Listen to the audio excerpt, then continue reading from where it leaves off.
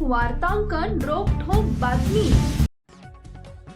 सोलापुरात डॉक्टर बाबासाहेब आंबेडकर जयंतीनिमित्त प्रत्येक ब्लड बँकेच्या दलाल व एजंट यांच्याकडून रक्तदान शिबिराचं आयोजन करण्यात येत असून विविध मंडळे व संघटनेच्या माध्यमातून हे एजंट भीमसैनिकांपर्यंत पोहोचत आहेत। भीमसैनिकांचं रक्त काढून घेऊन त्या रक्ताचा काळाबाजार करून त्या रक्तातून प्लाझ्मा काढून विकतायत। यामुळे जयंतीनिमित्त आयोजित रक्तदान शिबिरात रक्तदान करण्यासाठी ब्लड बँक व मंडळांच्या गिफ्ट व लालचच्या नादात तुमचं अनमोल रक्तदान करू नका।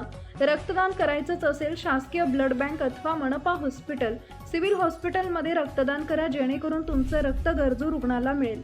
Shri Siddheshwar blood centre, medical care blood centre, Mallikarjun blood centre, Mahatma Basaveshwar blood centre, Kamala Bhavani blood centre, मेसेस Pandharpur blood centre, Shivshambho blood centre, Athar blood centre, Solapur blood centre, Akshay blood centre, Revli blood centre व इतर सर्व शहर जिल्ह्यातील ब्लड बँकेकडून याप्रमाणे रक्तदात्यांना स्कूल बॅग, डबा, SIM card, petrol, helmet, cooker, घड्याळ, पाण्याचा जार, हेल्मेट, हेडफोन, पंखा आदी गिफ्ट देऊन व आमिष दाखवून रक्तदान करून घेतात।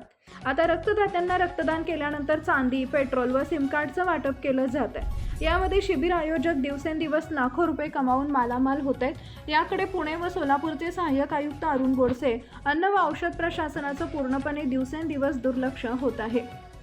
ब्लड बँकांकडून आजपर्यंत अनेक अवैध प्रकार घडून देखील कारवाई व गुन्हे दाखल करण्यात आरोग्य अधिकारी व अन्न औषध प्रशासनाचा निष्काळजीपणा सुरूच आहे। उलट तक्रारदार तसेच पत्रकारांवर, सामाजिक कार्यकर्त्यांवर दबाव आणण्याचा प्रयत्न सुरू आयुक्त अरुण गोडसे आणि मनपा आरोग्य अधिकारी राखी माने यांचा निष्काळजीपणा सुरू असल्याचं बोललं जात आहे।